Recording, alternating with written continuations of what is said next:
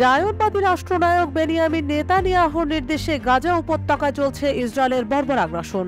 তবে গাজা ভূখণ্ড থেকে হামাস নির্মূলের নামে যে গণহত্যার মিশন শুরু করেছে ইসরায়েল, তারই ফল যেন পেতে শুরু করেছে নেতানিয়াহুর বাহিনীরা। ইসরায়েলের সেনাবাহিনীর সদস্যরা আগের চেয়ে অনেক বেশি অবসরে যাওয়ার আবেদন করছেন এবং মানসিক অবসাদে ভুগে আত্মহননের পথে হাঁটছেন। এমনই এক চাঞ্চল্যকর তথ্য প্রকাশ করেছে ইসরায়েলি এক গণমাধ্যম। ইসরায়েলের চ্যানেল 12 জানিয়েছে, গত 7 অক্টোবর 2023 সালে আল আকসা তুফান অভিযান শুরুর পর গাজায় ইসরায়েলি গণহত্যা চালানোর পর থেকে অন্তত 900 সেনা অধিনায়ক এবং মেজর অবসর নেওয়ার আবেদনপত্র জমা দিয়েছেন।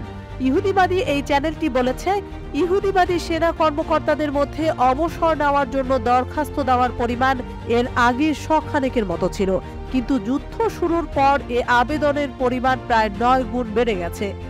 ইসরায়েলি এই মিডিয়াটি ইহুদিবাদী সেনাবাহিনীর অভূতপূর্ব সংকটের অন্যান্য কারণও উল্লেখ করেছে। বলা হয়েছে, বর্তমান সরকারের কিছু রাজনৈতিক কর্মকর্তার মধ্যে সেনাবাহিনীকে অসম্মান করার মানসিকতাও রয়েছে।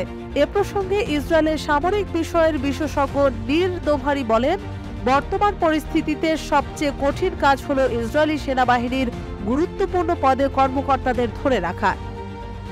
এর আগেও ইসরায়েলি দৈনিক ইয়াদিওত অর-রুমুত জানিয়েছে, ইসরায়েলি সেনা কর্মকর্তারা সামরিক সেবা থেকে পালিয়ে যাচ্ছে, এমনকি তাদের মধ্যে আত্মহত্যা করার মতো প্রবণতাও ভয়াবহ আকার ধারণ করেছে।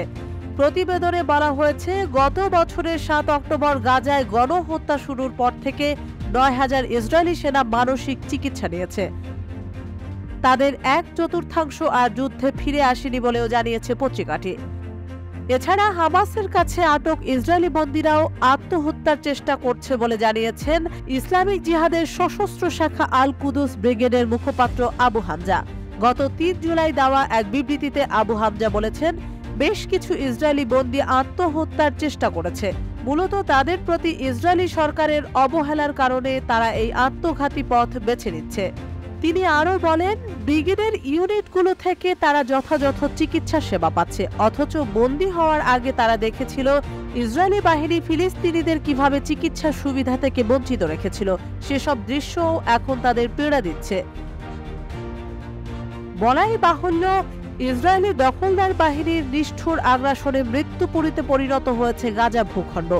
গাজা যুদ্ধে এখনো পর্যন্ত 38,000 ফিলিস্তিনি নিহত হয়েছেন, যাদের মধ্যে অধিকাংশই গাজার বেসামরিক নাগরিক, যারা হামাসের সাথে কোনোভাবেই সম্পৃক্ত নয়। তবে হামাস নির্মূলের যে লক্ষ্য নিয়ে 9 মাস আগে স্থল অভিযান শুরু করে ইসরায়েল, তার কিছুই এখনো পূরণ করতে পারেনি ইসরায়েল।